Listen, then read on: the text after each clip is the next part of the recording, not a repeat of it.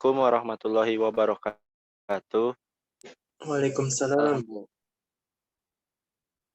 Alhamdulillah, alhamdulillahirabbil alamin. Kita bisa kembali berkumpul dalam suasana yang cerah di pagi hari dalam keadaan semangat. Shalawat serta salam kita panjatkan kepada Nabi kita Muhammad Shallallahu Alaihi Wasallam.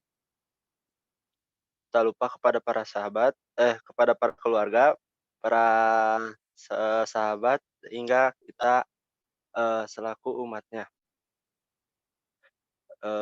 Selanjutnya, acara kita mulai dengan membaca ayat suci Al-Quran yang akan dipimpin oleh saudara Rifki Robani. Kepada Rifki Robani dipersilakan.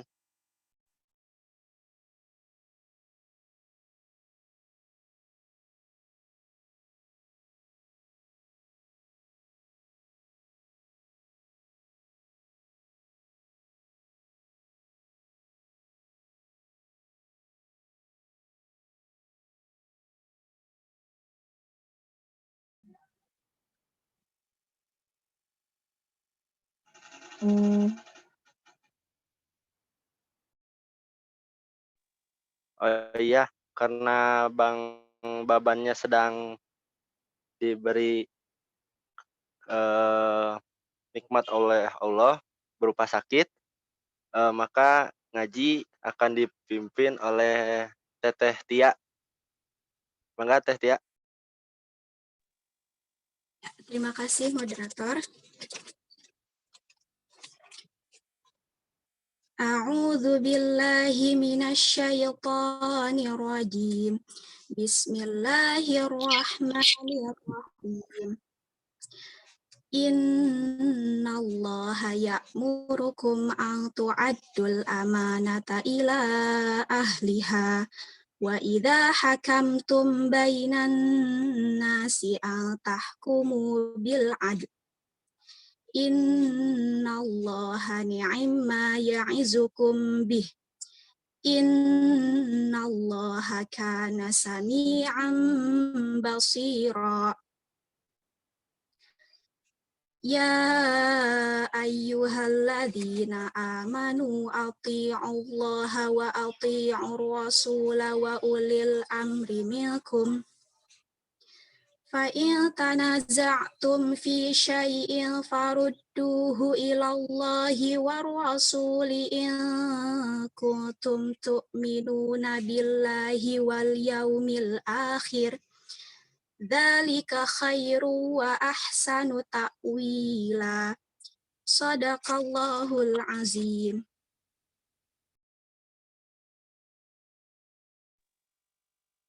Alhamdulillah, pembacaan ayat suci Al-Quran sudah dilakukan oleh Teteh Tia. Terima kasih. Selanjutnya kita akan masuk ke acara inti. Acara inti ini akan berisi tentang presentasi dari kelompok berapa ini? Kelompok 5, 4. Nah, yang kelompok ini akan menjelaskan tentang sumber dan materi kurikulum dalam tafsir Tarbawi. Di dalam kelompok ini diisi oleh Teteh Hilma Alia Anbar, orang Garut, Maid Syarifani, orang asli Cimahi, beserta orang Betawi dari Nur Persada Nusantara. Bangga, untuk ketiganya apakah sudah ada di room Zoom ini? Sudah. Oke, tanpa berlama-lama, maka kita akan mulai dengan ucapan basmalah terlebih dahulu. Bismillahirrahmanirrahim. Maka selanjutnya kepada pemateri saya persilakan. Ya, bismillahirrahmanirrahim. Pada kesempatan kali ini, kelompok 5 akan menjelaskan tentang sumber dan materi atau kurikulum dalam tafsir Tarbawi. Nah, di sini kami menemukan ada 3 surat ya. Yang pertama Quran surat Al-Alaq ayat 1-5, Quran Surat An-Nisa ayat 59 dan Quran Surat Luqman ayat 12-19. Nah, untuk sumbernya itu, untuk sumber pendidikan itu ada pada Quran Surat Al-Alaq 1-5 dan Quran Surat An-Nisa ayat 59. Sedangkan untuk materi atau kurikulum itu ada pada Luqman ayat 12-19. Nah, Quran Surat yang pertama yaitu Quran Surat Al-Alaq 1-5. Bismillahirrahmanirrahim. Iqra bismi rabbikal ladzi khalaq. Khalaqal insana min 'alaq. Iqra wa rabbukal akram. Alladzi 'allama bil qalam. 'Allamal insana ma lam ya'lam. Nah, terjemahnya, bacalah dengan menyebut nama Tuhanmu yang menciptakan. Dia telah menciptakan manusia dari segumpal darah. Bacalah, dan Tuhanmu lah yang maha mulia. Dia mengajarkan manusia dengan pena. Dia mengajarkan manusia apa yang tidak diketahuinya. Next. Nah, asbabun nuzul dari ayat ini, jadi yang penyusun temukan itu tidak ada ya. Jadi kami tidak menemukan sebab Al-Alaq, Quran Surat Al-Alaq 1-5 ini kenapa turun, tapi Quran Surat Al-Alaq 1-5 ini sampai kepada Nabi Muhammad. Ya mungkin teman-teman lebih tahu malah ya dari penyusun, tapi saya mau review lagi. Jadi saat itu Nabi Muhammad sedang menyendiri di Gua Hiro sama beberapa hari, tapi kadang-kadang kembali kepada istrinya untuk mengambil bekal secukupnya. Hingga pada suatu hari di dalam gua beliau itu didatangi oleh malaikat, yaitu malaikat Jibril. Nah, malaikat berkata kepadanya, bacalah. Nabi Muhammad menjawab, saya tidak bisa membaca.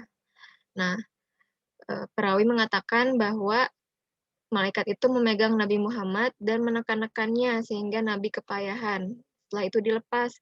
Hal itu berulang sampai 3 kali dan akhirnya Nabi Muhammad mengucapkan apa yang diucapkan oleh malaikat Jibril Quran Surat Al-Alaq ayat 1-5.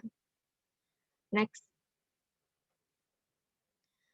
Nah, ini ada pendapat mufasir, tapi karena kita fokusnya kepada sumber dan materi atau kurikulum, jadi ini tafsirnya secara umum saja. Yang pertama ada tafsir Al-Muyassar. Jadi berdasarkan tafsir Al-Muyassar, dijelaskan bahwa Allah menyuruh Nabi Muhammad untuk menyuruh kepada umatnya agar menuntut ilmu dengan cara membaca atau menulis dengan pena, agar umat Nabi Muhammad SAW ini terbebas dari kebodohan. Lalu yang kedua ada tafsir Al-Misbah. Berdasarkan tafsir Al-Misbah, Quraisy Shihab berpendapat bahwa Allah menyuruh atau mengajak kepada umat Nabi Muhammad untuk menuntut ilmu, yaitu akhlak, syariah, dan akidah. Lalu ada tafsir ringkas dari Kementerian Agama. Kalau yang ini itu dijelaskan secara per ayat. Yang pertama itu perintah Allah untuk Nabi Muhammad agar membaca. Lalu yang kedua, penjelasan tentang proses penciptaan manusia agar akidahnya bertambah kepada Allah. Lalu ayat ketiga, pengajaran kepada manusia, yaitu berupa ilmu pengetahuan dan pandai membaca serta menulis. Ayat keempat, Allah mengajarkan bahwa menulis ilmu yang didapat itu bermanfaat bagi umat Nabi Muhammad di masa yang akan datang. Lalu ayat kelima, Allah mengajarkan ilmu kepada manusia agar ilmu itu bermanfaat bagi dirinya. Next. Lalu ada Quran Surat An-Nisa ayat 59.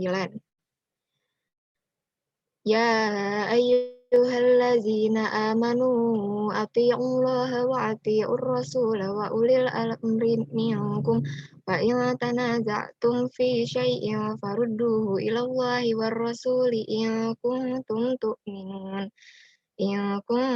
tu'minuna billahi wal yaumil akhir zalika khairu wa ahsanu ta'wila. Terjemah, wahai orang-orang yang beriman, taatilah Allah dan taatilah Rasul Muhammad dan ulil amri, yaitu pemegang kekuasaan di antara kamu. Kemudian jika kamu berbeda pendapat tentang sesuatu, maka kembalikanlah kepada Allah atau Al-Quran dan Rasul atau sunnahnya. Jika kamu beriman kepada Allah dan hari kemudian, yang demikian itu lebih utama bagimu dan lebih baik akibatnya. Lanjut. Oh ya teman-teman, untuk arti perkata atau mufradatnya itu ada di makalah ya, jadi bisa dicek masing-masing. Nah, ini ada asbabun nuzul dari Quran surat An-Nisa ayat 59. Berdasarkan tafsir Ibnu Katsir, beliau menyebutkan bahwa asbabun nuzul dari Quran surat An-Nisa ayat 59 ini berhubungan dengan Abdullah bin Hudzafah bin Qais ketika beliau ditunjuk untuk memimpin suatu pasukan khusus. Nah, Abdullah ini memerintahkan pasukannya untuk mengumpulkan kayu bakar dan membakarnya. Setelah api menyala, Abdullah menyuruh pasukannya untuk masuk ke dalam api tersebut. Bingung ya pasukannya, kenapa kok tiba-tiba disuruh masuk ke api? Lalu salah seorang pasukannya berkata, sesungguhnya jalan keluar dari api ini hanyalah Rasulullah. Jangan tergesa-gesa sebelum menemui Rasulullah. Jika Rasulullah memerintahkan kepada kalian untuk memasuki api itu, maka masukilah. Nah, setelah itu, pasukan tersebut menghadap kepada Rasulullah dan menceritakan tentang masalah tersebut. Dan akhirnya Rasulullah melarang untuk memasuki api tersebut dan menegaskan bahwa ketaatan kepada pemimpin itu hanya ke dalam kebaikan. Ibnu Hajar al-Asqalani juga senada yang menjelaskan bahwa jika terjadi perbedaan, maka harus dikembalikan kepada Allah atau Al-Quran, atau Rasulnya, atau hadisnya. Lanjut. Nah, ada tafsir Al-Azhar. Jadi, menurut tafsir Al-Azhar, bahwa orang yang beriman, yang pertama sekali wajib menaati peraturan Allah. Dan Allah menurunkan peraturan itu dengan mengutus rasul-rasul dan termaktub ke dalam kitab suci, yaitu Taurat, Zabur, Injil, dan Al-Quran. Selanjutnya itu perintah untuk taat kepada ulil amri. Nah, ulil amri di sini menurut tafsir Al-Azhar adalah orang-orang yang menguasai pekerjaan, tegasnya orang-orang yang berkuasa di antara kamu. Seperti itu. Nah, untuk tafsir Al-Maraghi juga tidak terlalu beda jauh, yaitu perintah untuk taat kepada Allah dan dengan kitabnya atau Al-Quran, dan taat kepada Nabi Muhammad serta hadisnya. Lalu perintah untuk taat kepada ulil amri. Nah, ada sedikit perbedaan. Untuk tafsir Al-Maraghi di sini, yang dimaksud dengan ulil amri adalah pemerintah, hakim atau orang yang menetapkan hukum, ulama, pemimpin perang, serta seluruh pemimpin dan kepala yang menjadi tempat kembali manusia dalam kebutuhan dalam maslahat umum. Tetapi ulil amri itu di sini syaratnya itu adalah orang yang amanah atau dapat dipercaya serta tidak melanggar perintah Allah dan Rasul-Nya. Lanjut. Nah, ini ada Quran surat Luqman ayat 12-19. Ini lumayan panjang ya. Saya bacakan artinya saja ya kalau begitu, untuk memaksimalkan diskusi. Dan sungguh telah kami berikan hikmah kepada Luqman, yaitu bersyukurlah kepada Allah. Dan barang siapa bersyukur kepada Allah, maka sesungguhnya dia bersyukur untuk dirinya sendiri. Dan barang siapa tidak bersyukur atau kufur, maka sesungguhnya Allah Maha Kaya, Maha Terpuji. Dan ingatlah ketika Luqman berkata kepada anaknya, ketika dia memberi pelajaran kepadanya, wahai anakku, janganlah engkau mempersekutukan Allah. Sesungguhnya mempersekutukan Allah adalah benar-benar kezaliman yang besar. Dan kami perintahkan kepada manusia agar berbuat baik kepada kedua orang tuanya. Ibunya telah mengandungnya dalam keadaan lemah yang bertambah-tambah dan menyapihnya dalam usia 2 tahun. Bersyukurlah kepadaku dan kepada kedua orang tuamu. Hanya kepada aku kembalimu. Next. Dan jika keduanya memaksamu untuk mempersekutukan aku dengan sesuatu yang engkau tidak mempunyai ilmu tentang itu, maka janganlah engkau menaati keduanya, dan pergaulilah keduanya di dunia dengan baik, dan ikutilah jalan orang yang kembali kepadaku. Kemudian hanya kepadaku tempat kembalimu. Maka akan aku beritahukan kepadamu apa yang telah kamu kerjakan. Luqman berkata, wahai anakku, sungguh jika ada suatu perbuatan seberat biji sawi dan berada dalam batu atau di langit atau di bumi, niscaya Allah akan memberinya atau memberi balasan. Sesungguhnya Allah Maha Halus, Maha Teliti. Next. Wahai anakku, laksanakanlah sholat dan suruhlah manusia berbuat yang makruf dan cegahlah mereka dari yang mungkar. Dan bersabarlah terhadap apa yang menimpamu. Sesungguhnya yang demikian itu termasuk perkara yang penting. Dan janganlah kamu memalingkan wajah dari manusia karena sombong. Dan janganlah berjalan di bumi dengan angkuh. Sungguh Allah tidak menyukai orang-orang yang sombong dan membanggakan diri. Dan sederhanakanlah dalam berjalan dan lunakkanlah suaramu. Sesungguhnya seburuk-buruk suara ialah suara keledai. Next. Nah, ya di sini ada asbabun nuzul, yaitu U-nya putih, gak kelihatan. Jadi penyusun itu menemukan hanya ayat 13 dan ayat 15 saja yang ada asbabun nuzul atau sebab-sebab turunnya ayat tersebut. Yang pertama ada ayat 13. Jadi ayat ke-13 ini berhubungan dengan kisah Suaid ibnu As-Somit yang diajak Nabi Muhammad untuk memeluk agama Islam. Jadi Suaid ini merupakan seorang yang cukup terhormat di kalangan masyarakatnya. Nah, saat itu beliau itu datang ke Mekah dan bertemu dengan Rasulullah. Maka Rasulullah mengajaknya untuk masuk ke dalam agama Islam. Tapi Suaid berkata, mungkin apa yang ada padamu itu sama dengan apa yang ada padaku. Nah, Rasulullah bertanya, apa yang ada padamu? Lalu ia menjawab, kumpulan hikmah Luqman. Kemudian Rasulullah berkata, sungguh perkataan yang amat baik, tetapi apa yang ada padaku lebih baik dari itu. Itulah Al-Quran yang diturunkan Allah kepadaku untuk menjadi petunjuk dan cahaya. Rasulullah lalu membacakan Al-Quran kepadanya dan mengajaknya memeluk agama Islam. Kemudian akhirnya Suaid masuk Islam. Said Qutb juga mengatakan bahwa ayat ini menjelaskan tentang tauhid. Nah, inilah yang ditawarkan oleh Nabi Muhammad kepada kaumnya. Jadi yang membedakan antara hikmah Luqman dengan ajaran agama Islam itu ada ajaran tauhidnya. Lalu ada ayat ke-15, ini berhubungan dengan kisah Sa'ad bin Abi Waqqas dan ibunya yang menentang ia masuk Islam. Ini kisah yang sudah sangat terkenal ya. Jadi Sa'ad bin Abi Waqqas ini masuk Islam dan ibunya tidak meridhoi beliau. Dan beliau akhirnya mogok makan ya. Jadi berkata kepada Sa'ad, "Wahai Sa'ad, mengapa kamu tega meninggalkan agamamu yang lama, memeluk agama yang baru? Wahai anakku, pilihlah salah satu, kau kembali memeluk agama yang lama atau aku tidak makan dan minum sampai mati." Nah, saat itu Sa'ad memegang teguh pendiriannya ya, walaupun memang tadinya dia bingung, dilema, dan akhirnya menemui Rasulullah, dan akhirnya Sa'ad tetap berpegang teguh untuk memeluk agama Islam. Tapi beliau bilang kepada ibunya, "Wahai ibu, seandainya kau memilih 1000 jiwa, kemudian satu persatu meninggal, tetap aku tidak akan meninggalkan agama baruku, yaitu agama Islam. Karena itu terserah ibu mau makan atau tidak." Nah, dari situ ibunya akhirnya mau makan. Sehubungan dengan kisah tersebut, maka Allah menurunkan ayat ke-15 sebagai ketegasan bahwa kaum muslimin wajib taat dan tunduk kepada perintah orang tua sepanjang bukan yang bertentangan dengan perintah Allah Subhanahu wa taala. Next. Nah, ini ada pendapat mufasir per ayat. Ini secara umumnya saja. Jadi untuk ayat ke-12 itu perintah untuk bersyukur kepada Allah atas karunia yang telah Allah berikan dan anugerahkan kepadanya. Itu karunia yang telah Allah khususkan baginya di antara orang-orang yang sejenis dan sezaman dengannya. Lalu manfaat dan pahala tersebut hanyalah kembali kepada orang-orang yang bersyukur. Lalu ada ayat 13-15, yaitu peringatannya bahwa syirik adalah kezaliman yang paling besar. Lalu perintah untuk bertauhid dan berbakti kepada orang tua. Lalu ayat ke-16 itu adalah peringatan akan hari kiamat.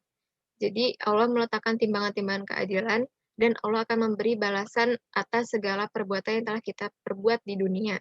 Mau itu baik atau mau itu buruk, pasti akan ada balasannya. Lalu ayat ke-17 itu perintah untuk sholat, sabar, dan amar ma'ruf nahi mungkar.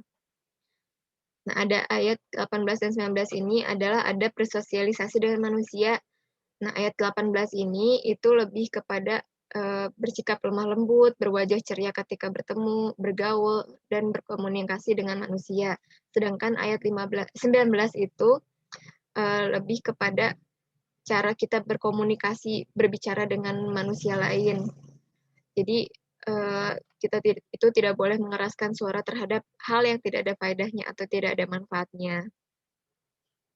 Next. Silakan kepada pemateri kedua. Ya, baik, terima kasih. Terima kasih kepada pemateri pertama ya, telah menjelaskan. Lanjut, yaitu yang berhubungan terkait sumber pendidikan Islam yang akan saya jelaskan. Sumber pendidikan Islam yang akan saya jelaskan ini juga terkait kepada tadi penjelasan pemateri pertama yang telah dijelaskan, yaitu Quran Surah Al-Alaq, Quran Surah An-Nisa. Yaitu sumber pendidikan Islam adalah barang absolut yang harus diikuti dan ditaati oleh umat Islam, dikarenakan juga sumber pendidikan Islam haruslah didasarkan pada keputusan Allah dan Rasul-Nya. Sehingga pada pendapatnya pakar pendidikan Islam membagi sumber pendidikan Islam menjadi 3, yaitu Al-Quran, As-Sunnah, dan Ijtihad. Itu jadi sumber pendidikan Islam dalam perspektif terbawi itu didapatkan dalam 3 sumber, yaitu Al-Quran, Sunnah, dan Ijtihad oleh para ulama. Next. Menurut Kiai Haji A'am Abdus Salam di dalam bukunya, bahwa dalam pembelajaran itu, definisi pembelajaran yaitu suatu proses bantuan atau bimbingan yang telaten dengan memberdayakan sumber belajar agar terjadi aktivitas belajar secara mandiri untuk menemukan fakta dan makna dan mengaktualisasikannya dalam kehidupan mualam sebagai khalifatullah. Itu pembelajaran definisi menurut Kiai Haji Ahmad Salam di dalam bukunya, yaitu jadi seorang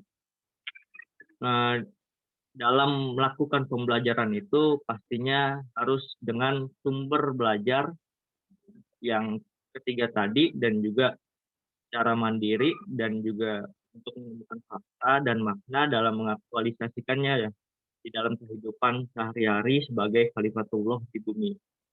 Seperti itu ya. Next. Yang pertama yaitu dari sumber Al-Quran, yang dapat kita ketahui bahwa Al-Quran adalah sumber pendidikan yang paling utama. Jadi dengan adanya Al-Quran ini, kitabullah yang diturunkan oleh Allah Subhanahu wa taala kepada Nabi Muhammad SAW sebagai kitab terakhir dari kitab-kitab sebelumnya, kitab yang paling sempurna, menyempurnakan kitab-kitab sebelumnya itu terdapat banyak hikmah di dalamnya, yaitu banyak ajaran dan banyak wahyu yang telah diturunkan kepada Nabi Muhammad SAW. Jadi sumber pendidikan yang paling utama ini adalah benar-benar Al-Quran adalah menjadi patokan atau menjadi dasar pendidikan di dalam Islam itu sendiri. Itu yang kedua, petunjuk yang lengkap, pedoman bagi manusia. Tentunya kita menjadikan Al-Quran ini sebagai jalan, sebagai Shiratal Mustaqim pastinya, dan juga sebagai acuan kita dalam melakukan pendidikan di dalam Islam itu sendiri. Lalu yang ketiga, ajarannya universal dan mencakup ilmu pengetahuan yang tinggi. Al-Quran memiliki makna yang universal, entah itu berkaitan dengan akidah, berkaitan dengan hukum, berkaitan dengan ekonomi, berkaitan dengan pendidikan, dan berkaitan dengan lain-lain sebagainya. Jadi Al-Quran ini tidak hanya berkaitan dengan perilaku dari Nabi Shallallahu Alaihi Wasallam saja, tapi berkaitan dengan seluruh kehidupan umat Islam dari Nabi diturunkan wahyu hingga sampai akhir zaman nantinya. Itu makna universalnya. Lalu yang keempat, diturunkannya untuk menunjuki manusia ke arah yang lebih baik. Ya, pastinya dengan diturunkannya Al-Quran, bahwa umat terakhir atau umat yang akhir zaman kita ini dapat Al-Quran ini menyelamatkan kita di dalam kehidupan sehari-hari. Next. Yang mana tadi juga telah dijelaskan oleh pemateri pertama, Quran Surah Al-Alaq ayat 1-5 itu adalah proses pertama kali diturunkannya wahyu kepada Nabi Muhammad SAW ketika Nabi Muhammad masih belum bisa membaca dan masih belum mengetahui apa itu literasi gitu ya. Dan itu adalah proses pembelajaran pertama yang dilakukan oleh Allah kepada Nabi Muhammad melalui Iqra gitu. Iqra, bacalah, dan itu berulang-ulang kali menurut pendapat para ulama ya dibacakannya itu. Tapi Nabi Muhammad tetap terus mencoba Iqra dan sampai harus menggigil gitu ya melihat malaikat Jibril mengajarkannya gitu melalui malaikat Jibril ya. Di sini A'udzubillahi minasyaitonirrajim. Bismillahirrahmanirrahim. Iqra bismi rabbikal ladzi khalaq khalaqal insana min 'alaq.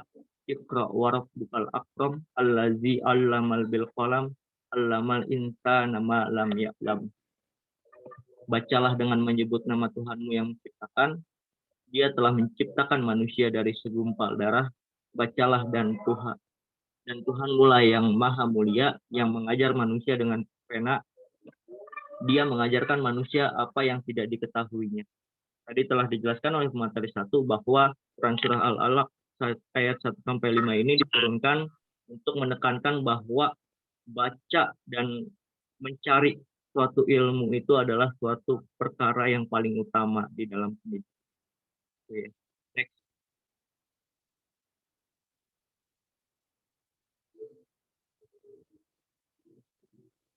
Melalui ayat apapun, yakni ayat kauliyah Al-Quran dan ayat kauniyah atau fenomena alam, misi utamanya adalah tarbiyah, mendidik manusia. Dalam komunikasi tarbiyah tersebut, Allah selalu hadir sebagai murabbi, sebagai pendidik, dan manusia sasaran utama tarbiyahnya sebagai murabbi, sebagai terdidik. Dengan demikian, tarbiyah pendidikan merupakan misi utama Al-Quran yang paling jelas. Jadi ada proses pendidikan di dalam kitab Al-Quran ini, di dalam bahwa Allah itu sebagai pendidik dan juga Nabi Muhammad dan kita semua umat manusia sebagai terdidik gitu ya, atas ayat Al-Quran yang telah diturunkan. Next. Nah, lalu sumber yang kedua ada hadis. Yang kita ketahui bahwa Al-Quran itu begitu universal dan begitu umum, pastinya sumber turunan hukum itu dan sumber turunan sumber dasar itu terdapat pada hadis yang dilakukan, yang dilakukan oleh Nabi Muhammad SAW melalui perkataannya, melalui perbuatannya, maupun melalui perilaku kehidupan sehari-harinya Nabi Muhammad SAW yang dijadikan hadis gitu ya, yang oleh para perawi ya, perawi-perawi hadis, yaitu sumber ketentuan Islam yang kedua, yaitu untuk penguat dan penjelas terhadap sumber hukum Islam yang pertama, yaitu Al-Quran gitu, hadis tersebut. Mungkin teman-teman juga sudah mengetahui gitu ya. Itu. Next. Lalu yang ketiga, sumber hukum yang ketiga yaitu dari ijtihad. Ijtihad ini yaitu sumber hukum melalui pemikiran ya, melalui akal, atau melalui berbagai macam banyak pertimbangan yang dilakukan oleh para ulil amri, pemimpin atau para ulama yang sedang memegang suatu kebijakan gitu. Yaitu pemikiran Islam bersandar pada hasil ijtihad, yaitu hasil pemikiran, hasil kajian gitu ya dari para ulama. Lalu yang kedua, sumber ketiga dalam ajaran Islam, dalam pendidikan Islam itu adalah ijtihad. Lalu yang ketiga berarti berusaha keras dan bersungguh-sungguh untuk menetapkan hukum suatu perkara atau suatu ketetapan atas persoalan tertentu. Pastinya dalam tingkatan ketiga ini, ijtihad itu tidak semena-mena langsung diadakannya ijtihadnya, pasti harus berdasarkan berbagai macam peristiwa terlebih dahulu. Kalau misalkan tidak ada sumber secara eksplisit di dalam Al-Quran maupun Al-Hadis yang menjelaskan terkait perkara tersebut, ya maka diturunkanlah ijtihad gitu ya, yang seperti kontemporer pada saat ini itu banyak melakukan ijtihad. Itu mungkin ketiga sumber dari sumber pendidikan Islam di dalam tafsir Tarbawi ini. Next.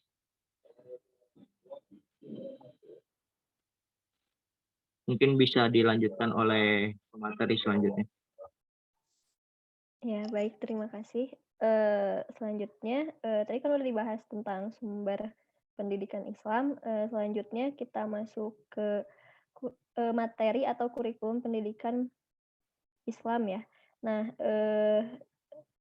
ini ada pengertian kurikulum dalam Quran surat Luqman ayat 12-19 menurut Nur Hadi ya, yaitu seperangkat proses pembelajaran dengan tegas, bijaksana, dan penuh kasih sayang untuk mengajar, mendidik, dan membimbing beberapa karakter nilai-nilai iman, akidah, tauhid, syukur, menghormati orang tua, bertanggung jawab, toleransi, sabar, tawadu, amar ma'ruf, dan nahi mungkar dalam rangka mencapai tujuan pendidikan insan kamil yang berakhlakul karimah, direalisasikan dengan selalu istiqomah dalam ibadah sholat sebagai bentuk keberhasilan dan kesuksesan pembelajaran sehingga tercapai keridhaan Allah atau surga. Nah, ini mungkin lebih apa ya? Kalau ditanya kurikulum menurut Quran surat Luqman ayat 12-19. Dan ini juga menurut Nur Hadi. Lalu penyusun juga menemukan dari sumber lain ya, pengertian kurikulum itu. Secara etimologis, kurikulum berasal dari bahasa Yunani, yaitu kurir yang artinya pelari dan kurer yang artinya jarak yang harus ditempuh oleh pelari. Lalu kurikulum pendidikan pada dasarnya adalah materi-materi yang diberikan dalam proses pendidikan atau pembelajaran. Materi pelajaran diartikan pula sebagai bahan pelajaran yang harus dikuasai oleh siswa sesuai dengan tujuan pembelajaran. Next. Nah, lalu ini cara apa ya? Dasar-dasar pendidikan Islam dalam Quran surat Luqman ayat 12-19 yang intinya itu berisikan tentang 3 macam ini ya. Ada akidah, syariat atau ibadah, lalu akhlak. Nah, yang pertama dalam materi akidah itu terdapat dalam beberapa ayat, sebenarnya tidak satu ayat, yang menjelaskan tentang materi akidah ini, keharusan adanya materi akidah dalam pendidikan.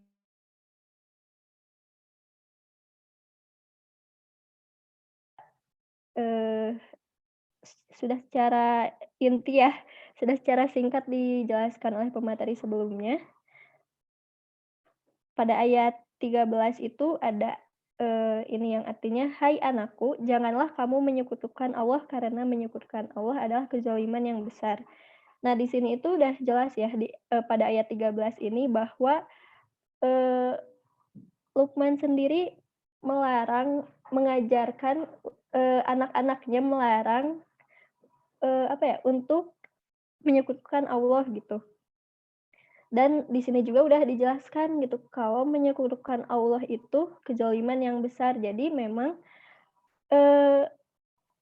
kita juga sebagai calon pendidik nanti ketika mengajar harus menanamkan materi akidah, terutama ini agar tidak menyekutukan Allah. Lalu di dalam ayat selanjutnya tentang akidah itu terdapat dalam ayat 15 yang artinya ini, dan jika keduanya memaksamu untuk mempersekutukan dengan aku sesuatu yang tidak ada pengetahuanmu tentang itu, maka janganlah kamu mengikuti keduanya dan pergaulilah keduanya di dunia dengan baik. Nah, tadi juga sudah dijelaskan asbab nuzul juga kan. Nah, ini itu perintah bahwa kita harus tetap meyakini Allah alias tidak menyekutukan Allah, walaupun semisal kedua orang tua kita menyuruh kita untuk berpaling dari agama Islam. Seperti tadi yang di asbab nuzul juga ada itunya ya, ceritanya. Nah, tapi di sini juga ditegaskan, pergaulilah keduanya di dunia dengan baik. Harus, walaupun kita tuh emang berpegang teguh kita harus meyakini Allah, tapi walaupun orang tua melarang, bukan berarti kita harus semena-mena kepada orang tua. Tetap aja kita harus berbakti kepada kedua orang tua. Lalu pada ayat selanjutnya di potongan ayat 16 dikatakan yang tentang intinya segala perbuatan akan dibalas ya. Nah, itu juga kan suatu bentuk dari kita meyakini Allah, maka kita juga kan tahu gitu segala perbuatan mau baik ataupun buruk pasti ada balasannya. Nah, dari sana kita juga harus mengetahui tujuan utama dari materi akidah ini adalah agar peserta didik terbebas dari pembudakan materi dan duniawi sehingga keyakinan Allah serta akidah dan tauhidnya kokoh. Nah, jadi mungkin dari sumber yang kami temukan itu materi akidah itu sangat penting agar peserta didik itu yakin gitu bahwa memang Allah itu satu-satunya Tuhan dan tidak menyekutukan Allah gitu. Nah, lalu dari sumber selanjutnya disebutkan bahwa fungsi dari materi akidah ini sendiri untuk mengubah perilaku, teguh dalam pendirian, dan membentengi diri dari hawa nafsu. Lalu materi yang kedua adalah syariat atau ibadah.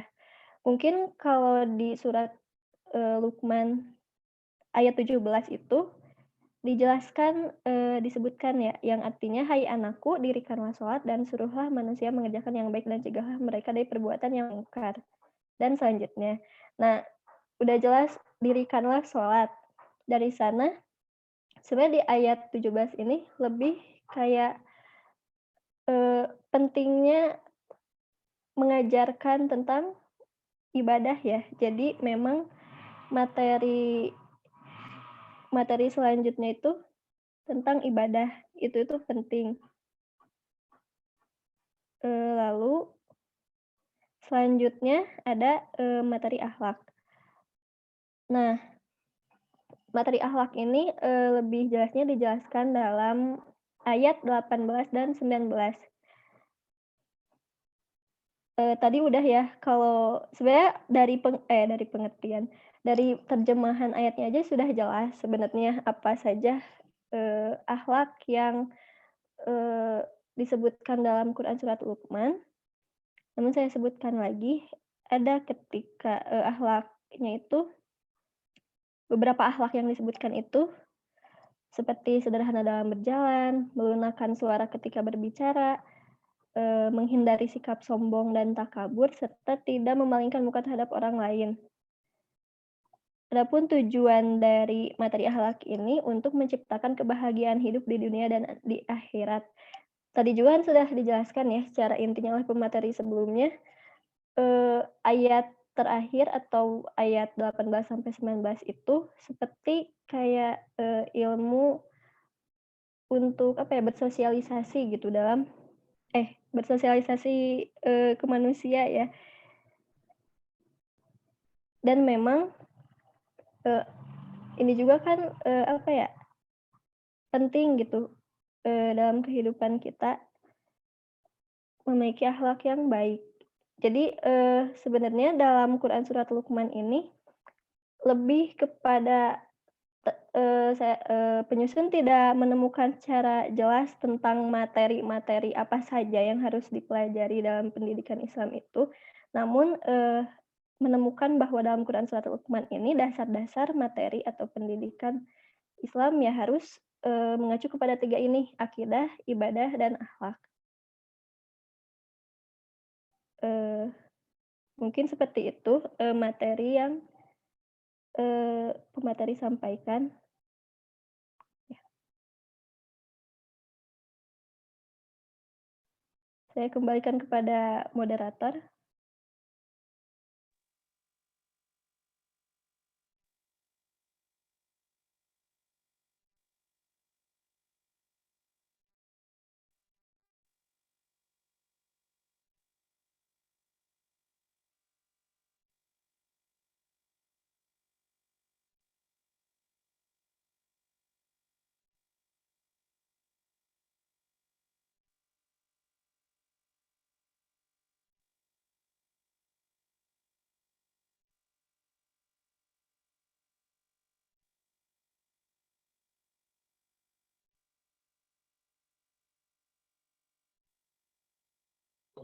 Setelah selesai moderator, mungkin bisa dilanjutkan pada moderator.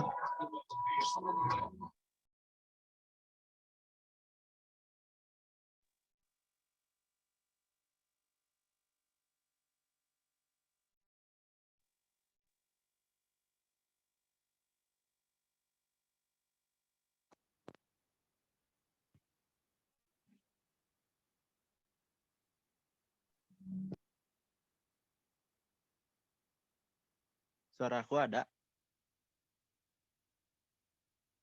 Ada. Ada.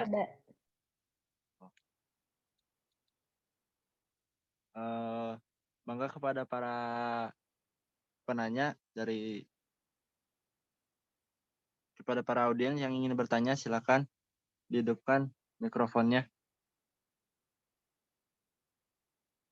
Mau nanya ya, boleh? Boleh, silakan Teh. Bismillah. Kan ini tuh judulnya tentang ini ya, kurikulum. Atau lebih detailnya kayak sumber dan materi dalam tafsir Tarbawi. Ini mah ingin nanya pendapatnya sih, bukan nanya jawaban. Jadi bebas. Menurut analisa kelompok ini, kan kita tuh apa sih kurikulumnya terus berganti gitu ya, melakukan revisi gitu kurikulum di Indonesia. Nah, apakah kurikulum di Indonesia ini menurut analisa kalian udah ini belum sih? Udah apa ya, sesuai dengan ajaran Islam atau sesuai dalam Al-Qur'an? Kan tadi juga dijelasin ya kayak misalkan kurikulum tuh apa sih sumber dalam Islam tuh kan banyak, misalkan kayak Al-Qur'an, terus hadis, terus ada ijtihad gitu. Terus kalau menurut apa ya, kurikulum Indonesia sendiri gitu ya dalam sekolah misalkan, apakah sudah sesuai dengan ajaran Islam gitu? Hatur nuhun.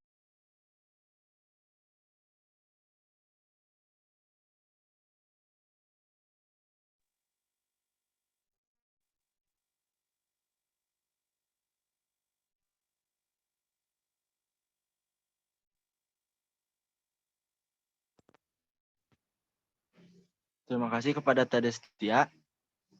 Untuk selanjutnya, mangga ada yang mau bertanya kembali? Pak Profesor Junito yang ingin bertanya.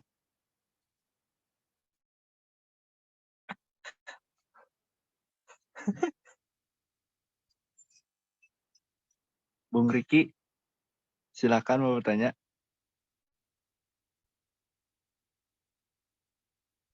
Ada yang mau bertanya lagi?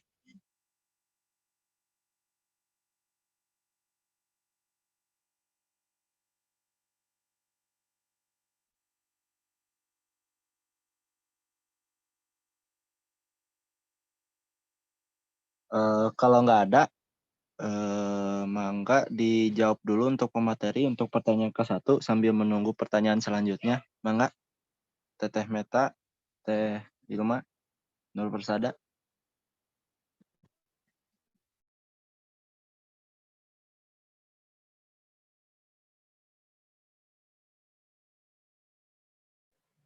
Sebentar ya Nanda.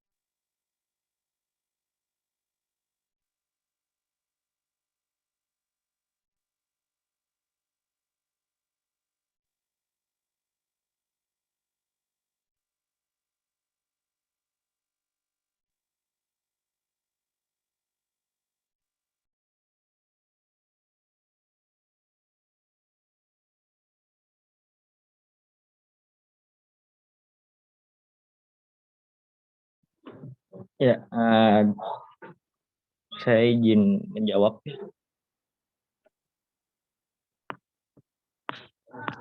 Moderator, boleh?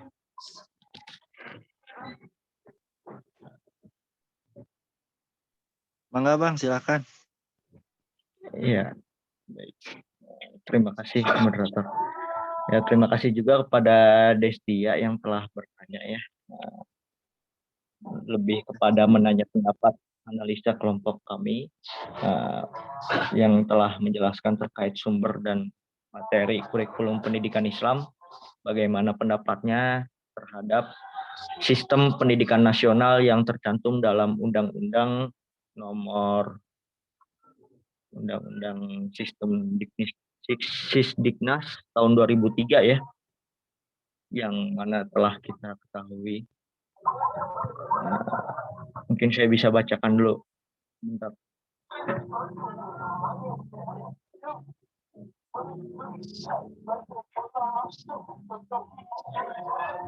Yaitu di dalam pendidikan nasional itu tujuan pendidikan nasional yang dituangkan dalam Undang-Undang Nomor 20 ya ke dalam kurikulum gitu ya. Ini saya ingin jelaskan dulu tujuan pendidikan nasional.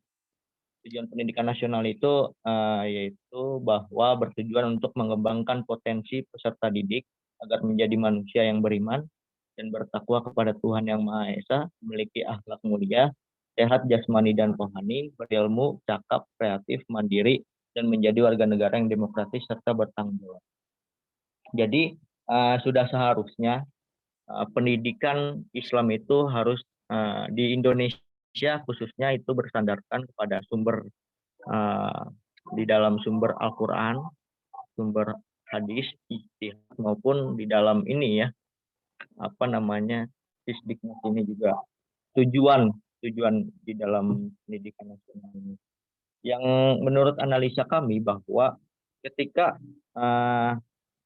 di dalam pendidikan nasional ini masih diadakannya pendidikan agama Islam atau PAI, itu menurut saya masih ideal dalam pendidikan Islam pada era saat ini.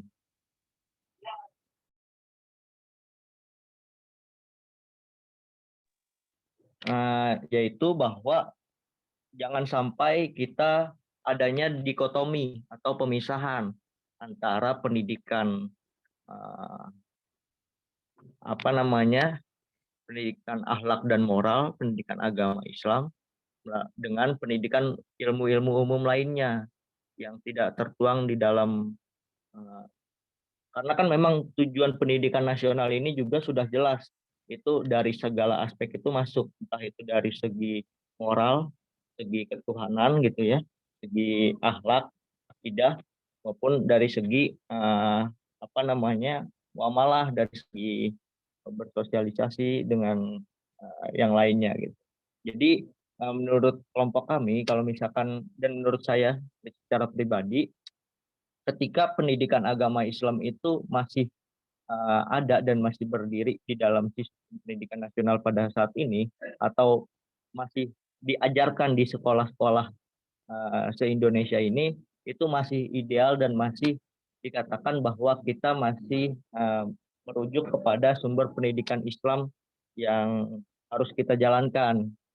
Karena menurut pada kondisi saat ini itu kan banyak juga isu-isu yang beredar bahwa pendidikan agama Islam itu ingin dihapus, bahkan ingin dileburkan ke dalam ilmu-ilmu yang lain gitu. Jadi tidak ada pendidikan agama Islam. Nah, kalau misalkan hal itu kenyataan, pendidikan agama Islam itu dilebur menjadi satu dalam ilmu-ilmu lainnya dan tidak adanya PAI, menurut saya itu bahkan sudah menjadi tidak tercapai apa yang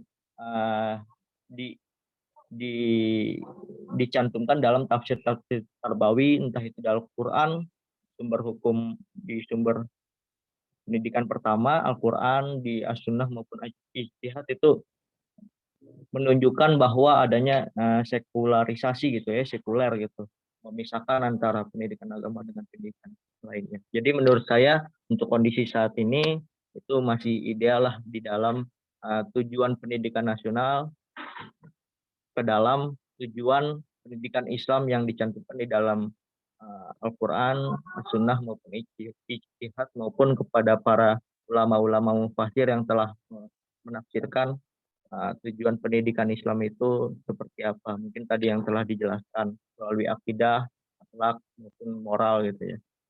Seperti itu mungkin Destia kalau dari saya. Mungkin dari teman-teman kelompok saya yang lain yang mau menambahkan. Silakan kepada pemateri selanjutnya yang ingin menambahkan pertanyaan dari Teteh Destia. Ya, izin menambahkannya mungkin nambahnya sedikit banget karena penjelasan dari Saudara Anur sudah sangat komprehensif ya. Jadi memang dari Undang-Undang Nomor 20 Tahun 2003 tuh udah tercantum ya bahwa tujuan pendidikan itu menjadi manusia yang beriman dan bertakwa kepada Tuhan Yang Maha Esa dan berakhlak mulia. Nah, itu di mana adanya? Nah, menurut sependek sepengetahuan saya, hal itu masih terpusat di pelajaran PAI BK saja. Jadi, memang sudah disesuaikan, tapi dalam pelaksanaannya masih belum ada integrasi antara nilai-nilai yang harusnya bisa dimasukkan ke dalam mata pelajaran umum. Maka dari itu memang kita juga kan diajarkan di semester lalu ya, lupa semester berapa yang Islamisasi sains. Nah, itu dengan harapan agar pelaksanaan kurikulum bisa dimasuki oleh nilai-nilai keislaman. Seperti itu tambahan dari saya. Ya, terima kasih kepada Meta. Silakan kepada Ilma mau menambahkan atau gimana? Ya, oke. Karena sudah 2 teman saya dan itu juga sudah bagus ya, mungkin saya hanya sedikit saja. Kalau dari saya, apa ya,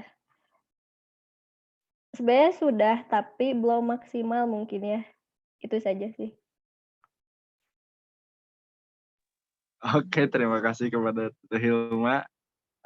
Kepada para audiens yang ingin menyanggah atau menambahkan, silakan kepada audiens. Boleh izin sedikit menambahkan, moderator? Boleh, Tenenden, silakan. Mohon maaf ya, ini sebelumnya izin tidak menghidupkan kamera. Bismillahirrahmanirrahim. Izin sedikit menambahkan terkait dari pertanyaan Teh Destia, yang menurut analisis kelompok pemateri gitu ya, apakah kurikulum di Indonesia sudah sesuai dengan Islam? Kalau menurut saya pribadi juga gitu, sudah gitu. Walaupun memang hasilnya itu ya dikembalikan lagi kepada sekolah masing-masing bagaimana mengembangkan, misalkan ya dari kurikulum itu sendiri. Cuman kalau misalkan kita kaitkan selain dari tadi jawaban dari para penyaji sudah luar biasa gitu ya, dikaitkannya dengan Undang-Undang Sisdiknas Nomor 20 Tahun 2003 sudah jelas gitu ya, itu tercantum terkait tujuan pendidikannya, yang mana itu kan, masuk ke dalam pendidikan Islami gitu ya. Nah, kalau dari saya pribadi mungkin dikaitkan dengan kalau misalkan kita meninjau dengan kurikulum 2013. Kalau tidak salah sempat dibahas, nggak tahu di mata kuliah apa gitu ya.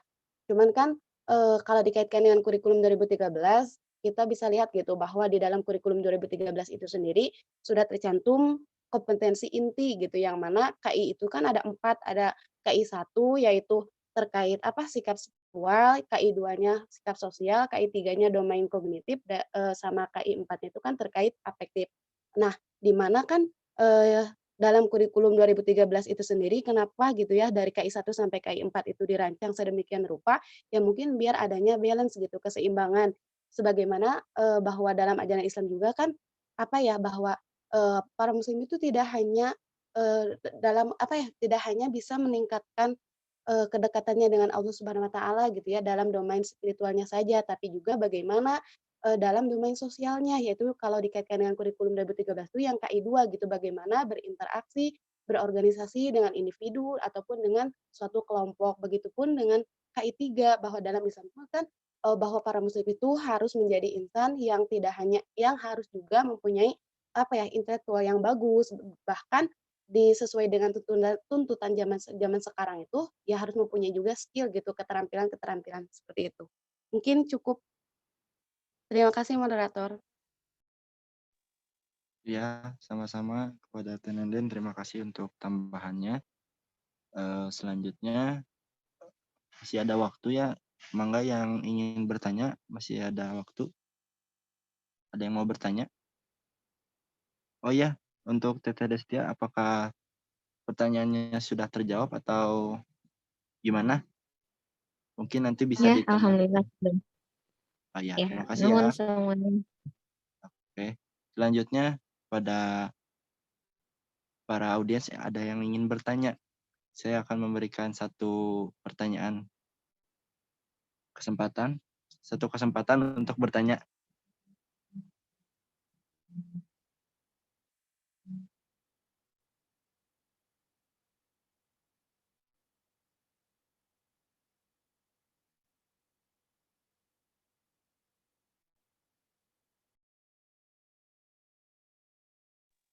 Ya, kalau tidak ada yang mau bertanya,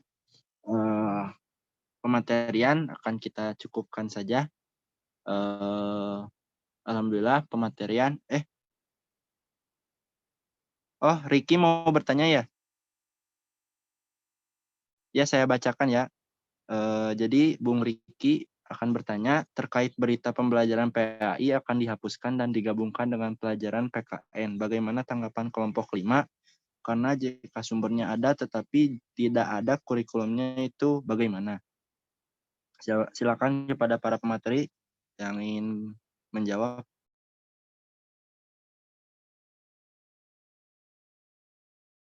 Mungkin bisa dijelaskan, Ricky, maksudnya sumbernya ada tapi kurikulumnya tidak ada seperti apa? Jadi pelajaran PAI-nya itu kan dihapuskan, terus kan pasti nggak ada gitu dari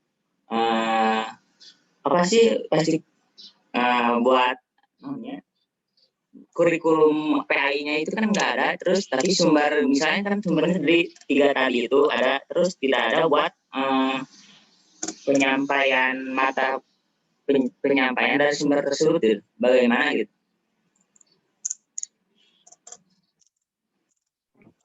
Oh ya, paham. Mungkin dari teman-teman saya yang lain ada yang mau menjawab terlebih dahulu. Silakan kepada para pemateri. Ya, izin menjawab, Dokter. Baik. Menurut saya ya, mewakili kelompok saya, bahwa mungkin keresahan yang tadi kenapa ada isu terkait penggabungan dua mata pelajaran ini, terutama menghapuskan mata pelajaran PAI kemudian dileburkan ke dalam mata pelajaran PKN. Yang menurut analisa saya itu ada ketakutan terkait radikalisasi atau radikalisme pemahaman di dalam ruang lingkup agama. Itu menurut analisa saya. Pertama, sumber masalahnya. Jadi mungkin yang saya analisa juga, pemerintah atau pemegang tampuk kekuasaan ingin menyatukan terhadap konsep pendidikan agama dalam konsep pendidikan kebangsaan dan kewarganegaraan, agar tidak adanya radikalisasi atau radikalisme pemahaman terkait hal tersebut gitu ya, yang banyak terjadi. Tetapi jika ditelaah kembali, menurut saya itu tidak ideal menurut tujuan pendidikan nasional pada saat ini. Karena kenapa? Jika ingin dileburkan ke dalam pendidikan kewarganegaraan atau PKN, PAI tersebut, bahwa yang kita realitanya pada saat ini saja dengan adanya pembelajaran PAI atau mata pelajaran PAI, itu saja generasi kita dengan penanaman pendidikan akhlak, pendidikan moral itu masih sangat jauh gitu ya, masih kurang. Bagaimana kalau misalkan PAI itu dihapuskan dan dileburkan ke dalam PKN, apakah generasi ini akan lebih jauh tertinggal akhlaknya gitu, atau lebih buruk akhlaknya dengan dihilangkannya PAI. Jadi menurut saya dengan disatukan dalam PKN itu tidak ideal terhadap tujuan pendidikan nasional, karena yang kita ketahui sendiri di dalam tujuan pendidikan nasional itu yang tadi telah dibacakan mencakup nilai-nilai pendidikan Islam gitu ya, terkait moral dan akhlak. Jadi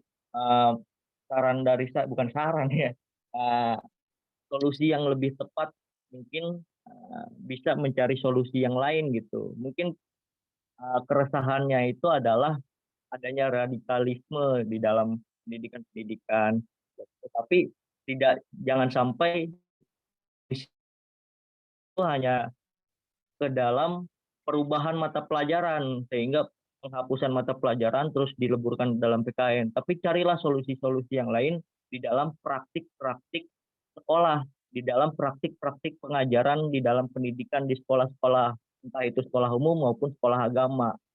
Ini yang harus diperbaiki bersama-sama dalam pendidikan kita. Kita di dalam tujuan pendidikan nasional, di dalam dasar dan sumber itu sudah bagus gitu ya. Tujuan pendidikan nasional itu sudah bagus. Tetapi yang bermasalahnya itu kan bukan di dasarnya, tetapi yang bermasalahnya itu adalah praktiknya gitu ya. Masih banyak praktiknya itu yang mungkin tidak mencerminkan tujuan pendidikan nasional atau sumber-sumber pendidikan Islam kita pada saat ini. Jadi solusi yang dari saya atau kelompok saya berikan itu bahwa solusinya bukan merubah, jangan sampai dileburlah seperti itu, tapi carilah solusi dengan membenarkan atau membereskanlah praktik-praktik pendidikan di Indonesia pada saat ini di dalam implementasinya gitu ya. Itu mungkin Pak Darik, mungkin dari teman-temannya saya yang lain mau ngomong. Oke, terima kasih kepada Nur Persada. Acungan jempol dari Riki untuk Bung Nur Persada. Ya, selanjutnya mangga Teh Maitza Iya. mau juga. Nah, sok. Iya, izin nambahin sedikit aja ya. Ya lagi-lagi Saudara Anur sudah menjelaskannya dengan komprehensif. Nah, ini untuk tanggapan saya mengenai isu penghapusan dan penggabungan mata pelajaran PAI ke dalam mata pelajaran PKN. Setelah saya mencari secara singkat ya, ternyata berita tersebut itu adalah disinformasi atau hoax.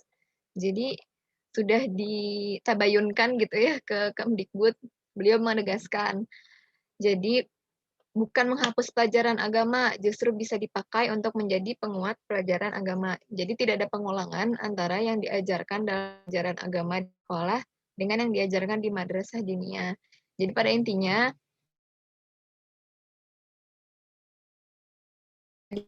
tapi memang ada perubahan dari namanya ya, jadi PAIBK Budi, apa sih? BK-nya lupa. Ya, intinya digabungkan ke dalam mata pelajaran PKN juga menurut saya hal yang tidak sepantasnya gitu, karena materinya berbeda. PKN kan materinya kenegaraan, sedangkan agama ya tentang agama.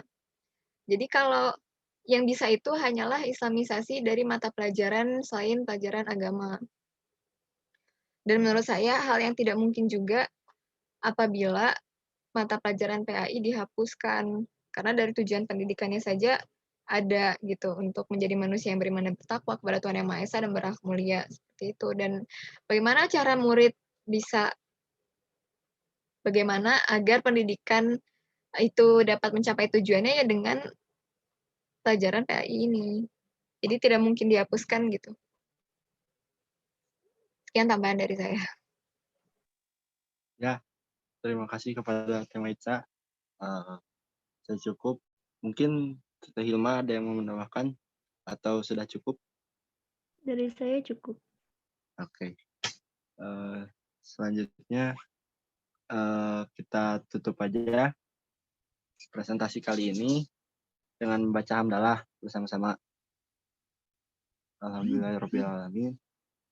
Selanjutnya, cara selanjutnya adalah tambahan dari dosen kita kepada Bapak Cucu. Kami persilakan.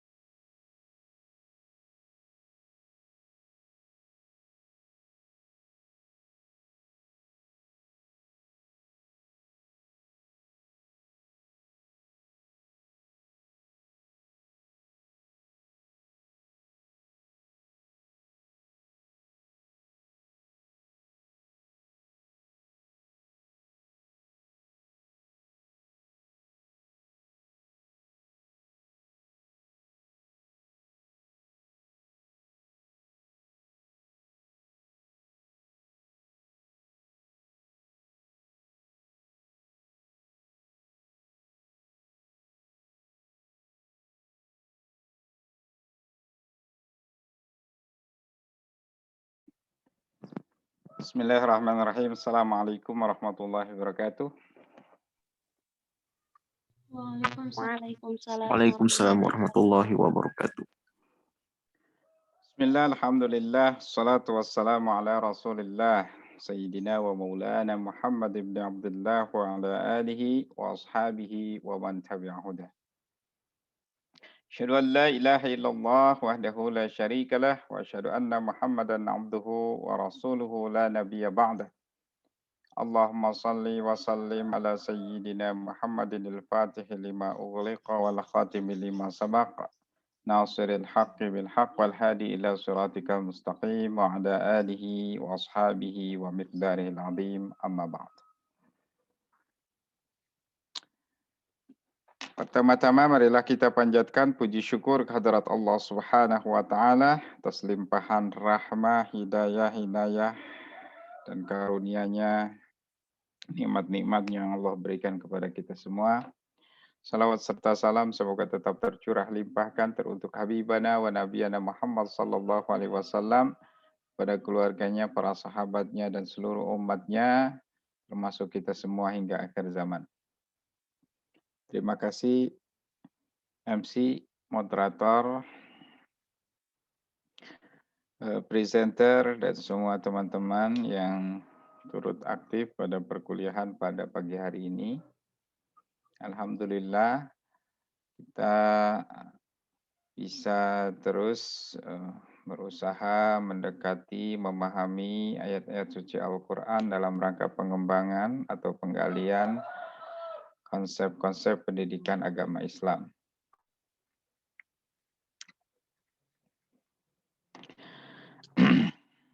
Kita niatkan, kita berusaha gitu ya, menggali hikmah, menggali rahasia-rahasia Al-Quran terkait dengan pendidikan ya. Jadi ini tafsir tarbawi, tafsir pendidikan. Ya, sebelum saya lupa, ada salam dari Pak Kiai tidak bisa hadir, dan jangan lupa untuk hari Rabu besok pagi ya, seperti biasa kuliah subuh. Ini Pak Kiai ini omat-omatan gitu ya. Jadi jangan sampai tidak, harus ikut. Ini wajib ya, sifatnya wajib. Dan jangan pada telat. Ini masih kelihatan banyak yang nggak aktif ya. Semester 2 ikut nggak sih, Zaneto? Semester 2. Kajian paham, Pak. Ya? Kajian paham. Iya, kajian subuh. Kajian subuh semester nggak ada Pak kalau kajian subuh mah Pak, semester 2 mah. Enggak ya? Oh iya. Pantas nggak sampai 300 karena mungkin nggak ada satu angkatan ya. Kalau ada 3 angkatan kan kali 100 jadi 300. Pakai anggapnya mungkin dengan semester 2 itu. Jadi harusnya 300 minimal dari mahasiswa. Oke, kalau gitu kita nanti wajibkan juga untuk semester 2 ya. Tapi semester ini, kelas ini ikut semua kan ya? Siapa yang absen? Saya, Bapak. Iya, dia berapa persen yang hadir? Ada yang nggak hadir? Paling selama kajian belum pernah full sih Pak, paling banyak itu 35, di angka 35.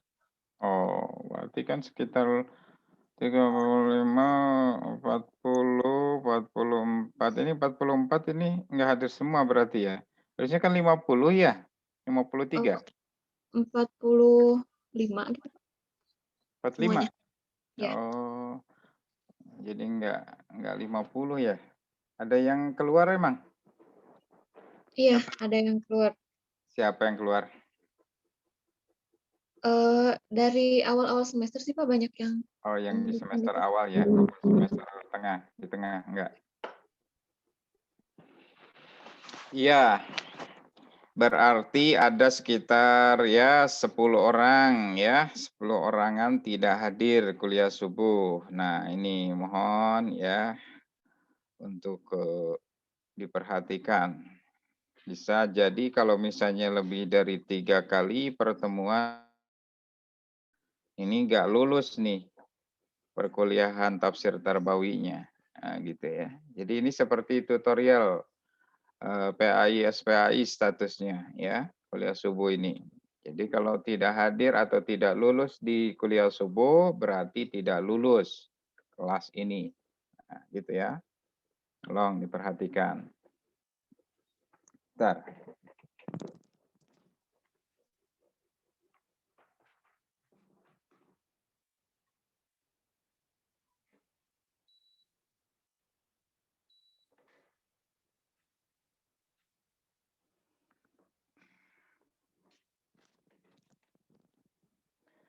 Itu yang pertama. Kemudian terkait dengan sumber ya, sumber dan kurikulum. Cara kita sumber, namanya sumber itu kan sumber ya, sumber mata air, sumber segala sesuatu lah. Kita mengambil dari asal gitu kan. Sumber itu kan sesuatu yang bisa diambil. Nah, sumber pendidikan Islam itu dari mana?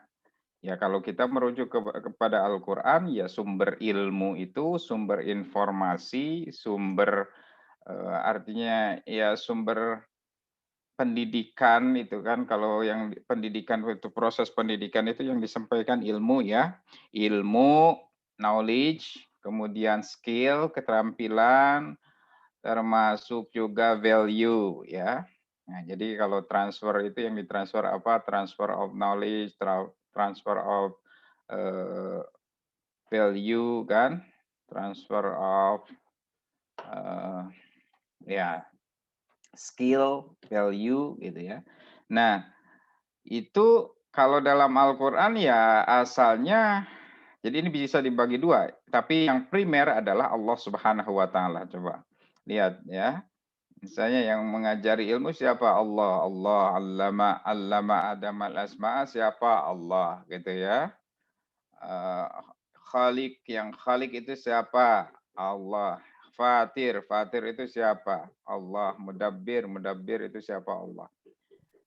Ya, kalau kita merujuk kepada Al-Qur'an, tentu sumber pokok itu adalah Allah Subhanahu wa taala. Kemudian sumber sekunder itu selain daripada Allah gitu ya, atau makhluk. Ada khalik, ada makhluk. Makhluk itu manusia gitu kan, alam semesta. Kalau misalnya menggunakan kita merujuk dalil Iqra apa yang diikra gitu ya, maf'ul bihnya dibuang, itu menunjukkan segala sesuatu itu harus jadi sumber ya. Nah, biasa jadi dalil juga ini. Ikra yang diikra apa? Kulla syai', segala sesuatu. Nah, sehingga dari situ kita bisa simpulkan bahwa sumber pendidikan itu adalah segala sesuatu, baik itu ayat qauliyah maupun ayat kauniyah. Ayat qauliyah Al-Qur'anul Karim gitu ya. Nah, ini sumber. Ada ayat kauniyah alam semesta. Itu juga ada dalil-dalilnya dalam Al-Qur'an, ya kan? Di samping yang tadi itu kalau Iqra itu pemahamannya pemahaman apa ya? Pemahaman lugawi ya, berdasarkan kaidah bahasa Arab. Jadi kaidah bahasa Arab itu mengatakan ketika ada misalnya fiil, ada fiil amar, kemudian tidak ada maf'ulnya, maka di situ maf'ulnya sifatnya general atau umum, litamim ya, menunjukkan keumuman segala sesuatu. Nah, kalau kita membagi lagi pada istilah-istilah, misalnya ini bisa menggunakan pembagian ada ilmu naqliyah, ya. Ini menurut Hasan Langbulung, ya, atau buku-buku IP gitu ya. Nah, ada ilmu nakliyah, ilmu sampaikan dari generasi ke generasi, ada ilmu akliyah yang caranya itu dengan berpikir ya, menggunakan akal. Ini juga sesuai dengan perintah-perintah dalam Al-Qur'an. Afala ta'qilun, afala tatadzakkarun, afala apa namanya, tatafakkarun, kan gitu. Afala ta'qilun, kita harus berpikir. Dan dengan berpikir kita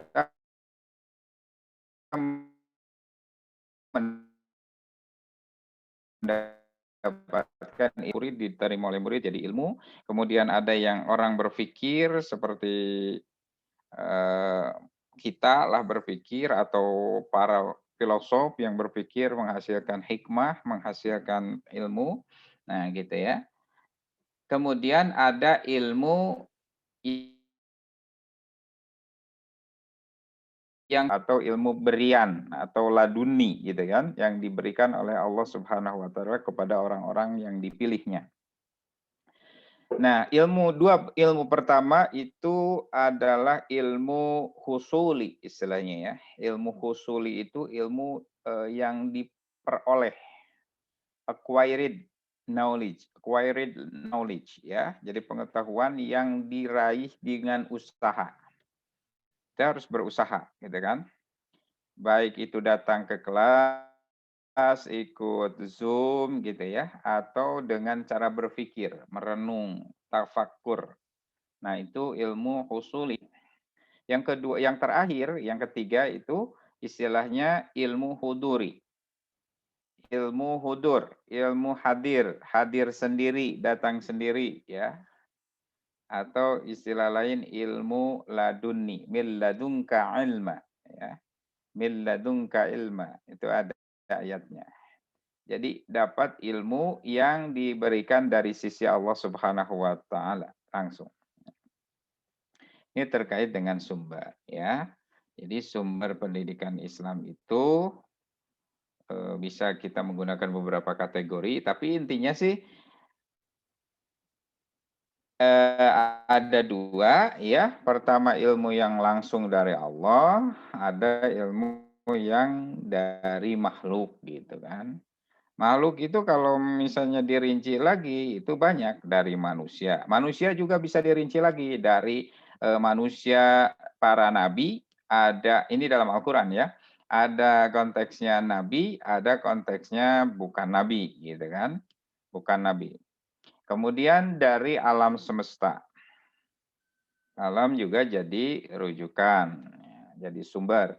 Sumber itu kan sebetulnya bahan ya.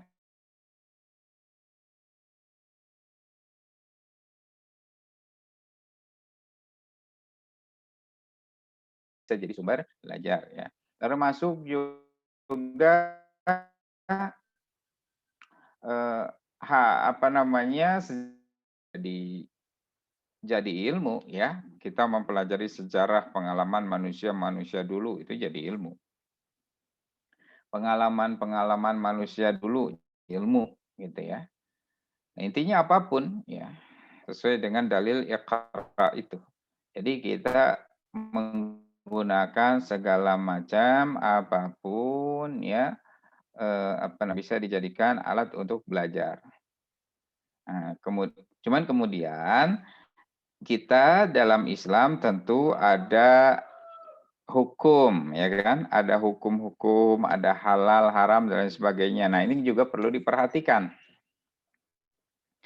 Jadi terkait lah gitu, harus integratif, harus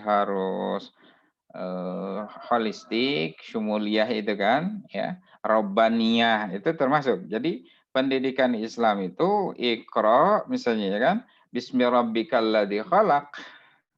Bismi rabbi ya. Namanya di sini ada Rabbani maksudnya ya alat yang digunakan itu, sumber yang digunakan harus sumber yang halal gitu ya, yang islami. Jangan sampai kita kalau misalnya menggunakan alat misalnya gitu ya, sumbernya sumber haram gitu ya, hasil korupsi gitu kan. Atau misalnya menggunakan bahan barang yang haram kan gitu ya. Nah, itu tentu tidak sesuai gitu ya. Masa Islam menggunakan media atau menggunakan sumber yang haram kan gitu ya. Mau nyapu saja kita harus pakai sapu yang bersih kan gitu ya. Ini mau mendidik anak, mau mengarahkan anak menjadi manusia-manusia yang bertakwa ya tentu harus dengan sumber-sumber yang baik. Kalau mau bikin sekolahan ya cari sumber-sumber yang baik, jangan dari hasil korupsi kan ya. Mau bikin pesantren ya jangan dari hal-hal yang tidak baik. Nah, ini juga perlu diperhatikan ya, harus diperhatikan. Nah, kemudian terkait dengan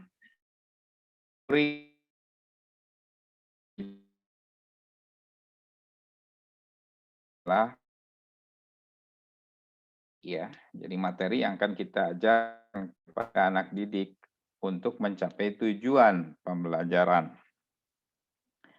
Kita mau apa? Pendidikan Islam misalnya tujuannya adalah muttaqun, tujuannya adalah insanul kamil, ya, tujuan ibadullah. Nah, itu kan terkait dengan benar-benar spiritual lah gitu ya, terkait dengan kesempurnaan manusia baik secara fisik maupun secara kejiwaan atau spiritual. Nah, tentu ini harus dibarengi atau dibekali dengan materi-materi yang mendukung ke sana gitu ya kan. Materi. Nah, berbicara materi dalam Al-Qur'an itu juga sama. Jadi materinya holistik mencakup segala aspek. Baik aspek fisik maupun aspek non-fisik. Ya. Manusia kita sudah pelajari terdiri dari aspek fisik dan aspek non-fisik. Bahkan di situ ada keistimewaan manusia dengan akalnya. Manusia punya akal. Nah, hal-hal ini potensi ini harus dioptimalkan. Pendidikan Islam itu mengarahkan supaya peserta didik itu optimal. Secara fisik, fisiknya sehat, ya, kuat. Kemudian secara akal cerdas, harus punya kecerdasan. Apa? Secara spiritual harus juga suci bersih ya spiritnya. Harus apa namanya ya mencapai tingkat kejernihan spiritual yang tinggi tazkiyah itu ya. Nah, itu harus benar-benar diarahkan untuk mengarahkan untuk menuju kepada tujuan itu. Nah, intinya materi yang bisa kita tangkap dalam Al-Quran, materi pembelajaran itu apa saja gitu ya.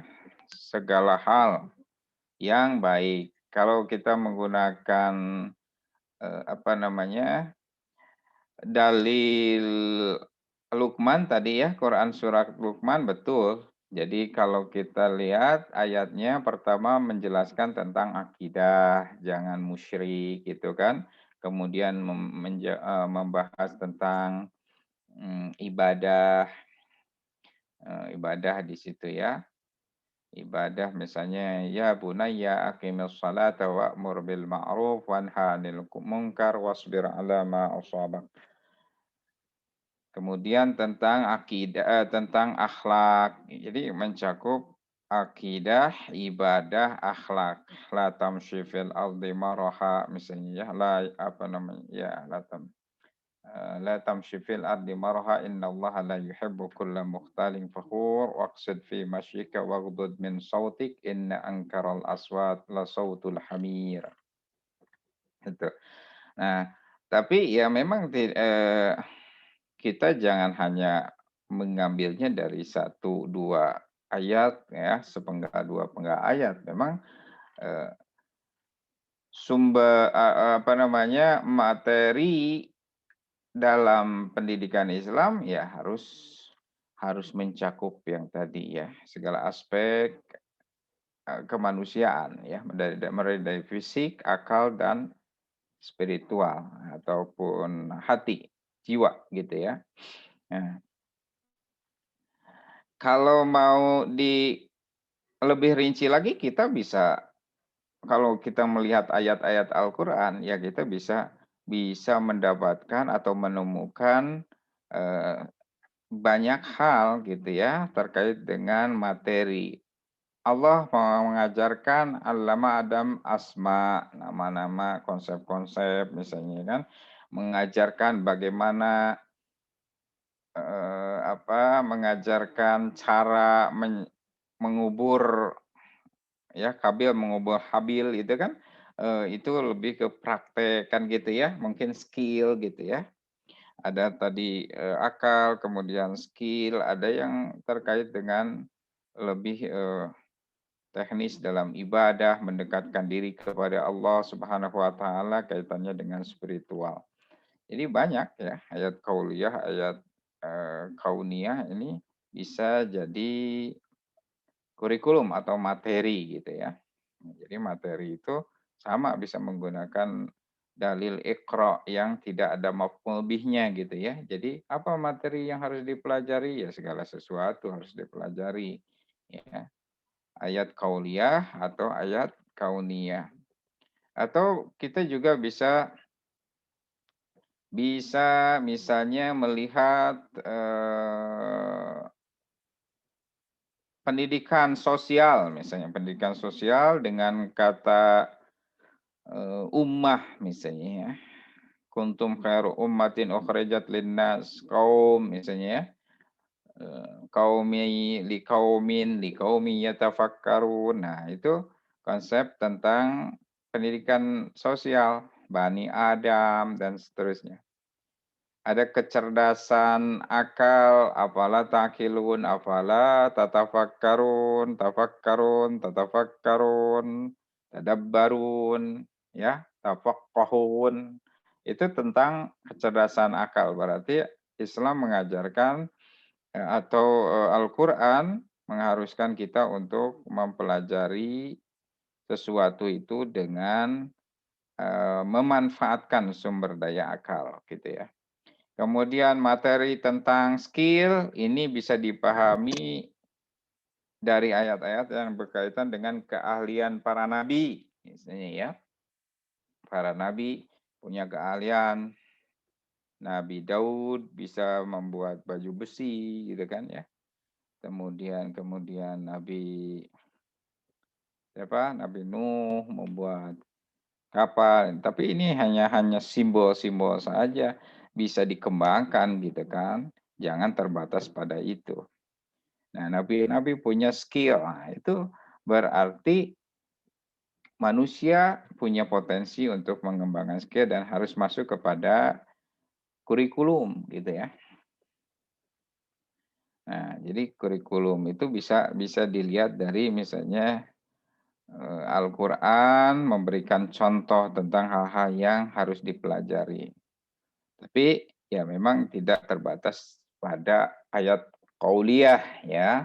Ya, sebagai sumber itu selain dari ayat qauliyah ada ayat kauniyah gitu. Kita bisa menggunakan sumber-sumber yang lain, manusia, sejarah manusia ya.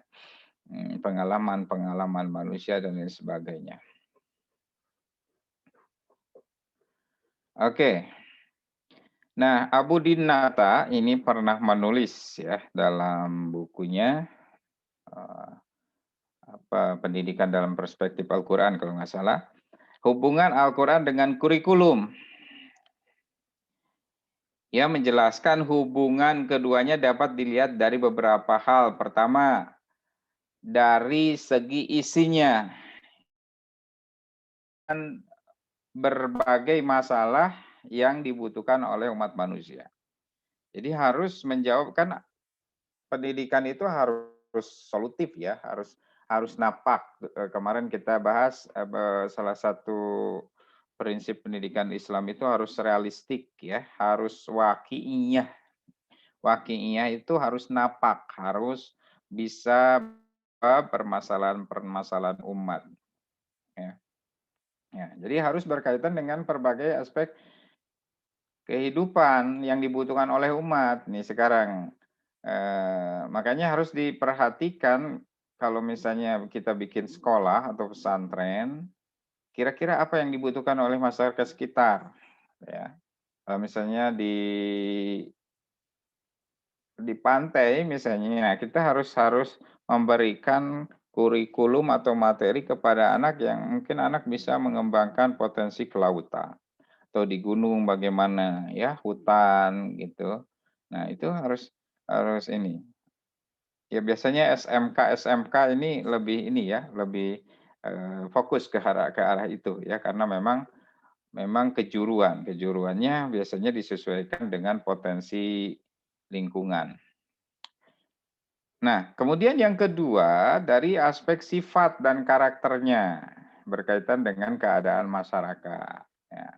Jadi sifat kurikulum, karakter kurikulum ya harus sesuai ya. Jadi tadi tentang masalah, mungkin masalah itu lebih mungkin hal-hal yang perlu dibereskan oleh umat ya. Ada masalah, kemudian potensi ya terkait dengan sifat dan karakter keadaan masyarakat. Yang ketiga dari segi metode dan pendekatan. Al-Quran menggunakan metode dan pendekatan yang disesuaikan dengan keadaan, perkembangan, dan tingkat kecerdasan sasaran pendidikan.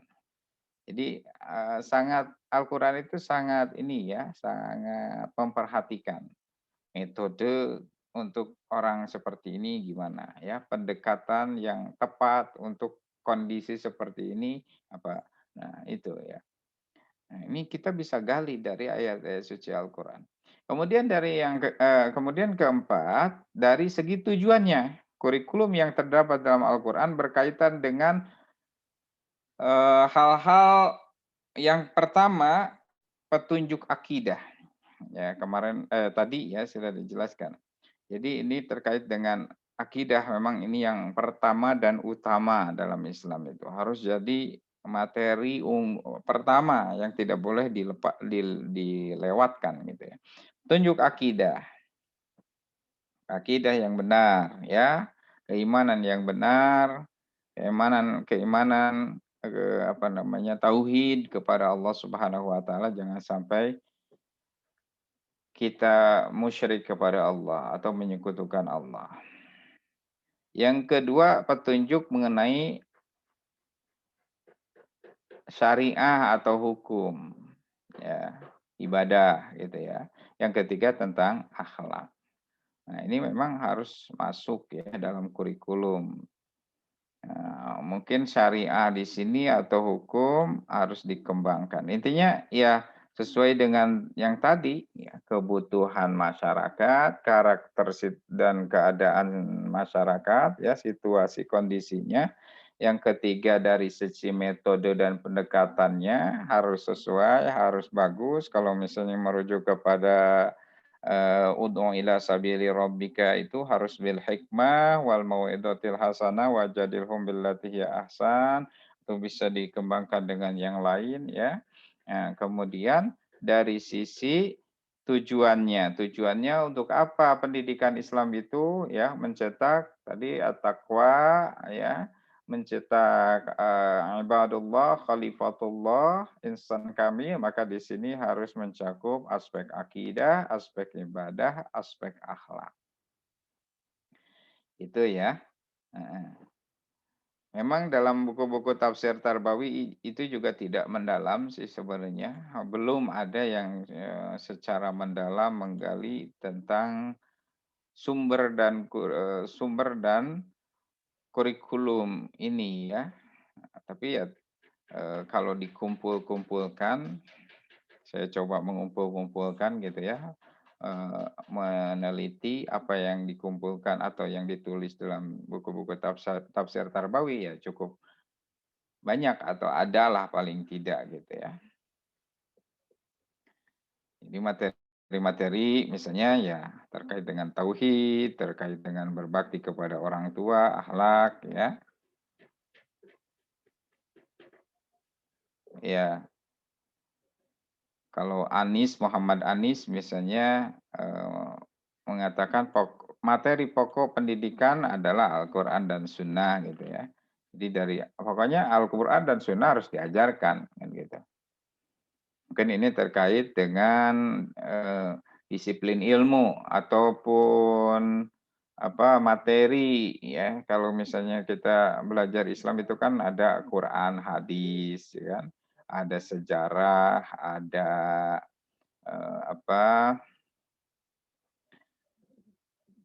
ya banyak lah gitu ya pelajaran-pelajaran kita sekarang ya. Nah itu memang ya hasil perenungan juga kan, itu hasil pemikiran, dan saya kira tidak bertentangan dengan dengan apa yang ada dalam Al-Qur'an gitu ya. Quran, hadis terutama yaitu ya, dengan ilmu-ilmu pendukungnya, bahasa Arab, tajwid ya, dan seterusnya. Baru kemudian dikembangkan ke yang lainnya ya. Dari Al-Qur'an dan hadis itu kan memunculkan ilmu-ilmu yang lain. Dalam hal hukum ada ilmu fikih, usul fikih. Dalam hal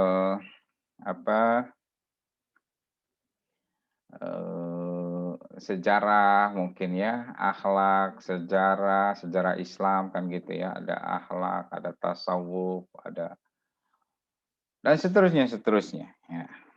Masuk ilmu sosiologi atau PKN dan seterusnya.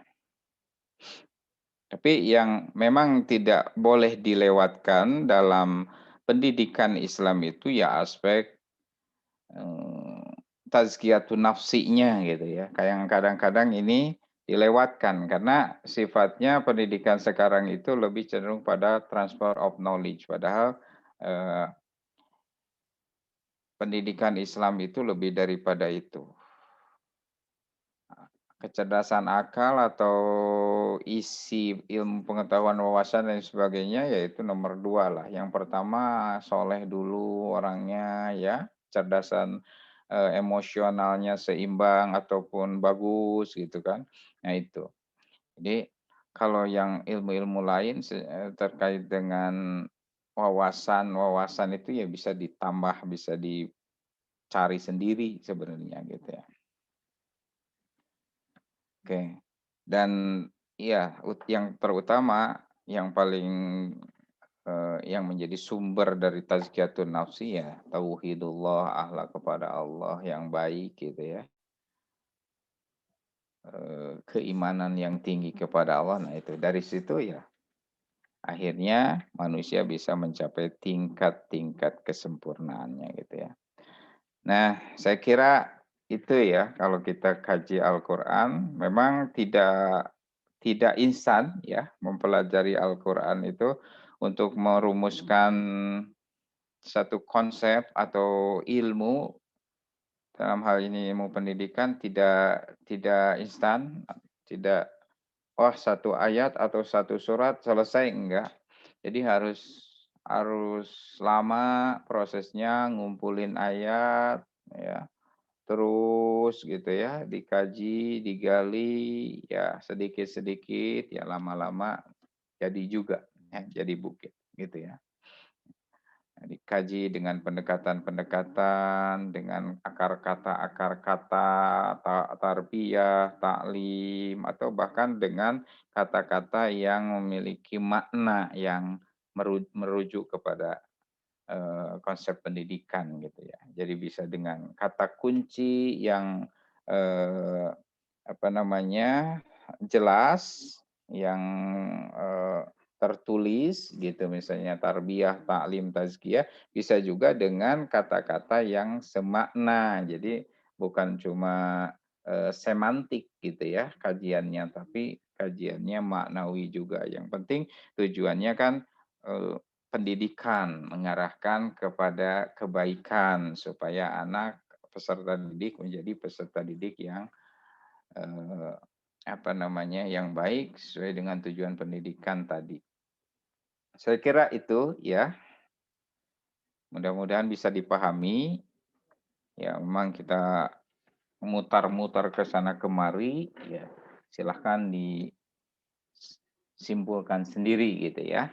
Simpulkan sendiri tentang sumber dan kurikulum pendidikan Islam. Ya. Baik, terima kasih atas segala perhatiannya. Mohon maaf atas segala kekurangan. Sekali lagi jangan lupa subuh besok ya. Semuanya on time. Kita tutup dengan kifaratul majlis. Subhanakallahumma wa bihamdika asyhadu an la ilaha illa anta astaghfiruka wa atubu ilaik. Aqulu qouli hadza wastaghfirullahal azim li wa lakum. Assalamualaikum warahmatullahi wabarakatuh.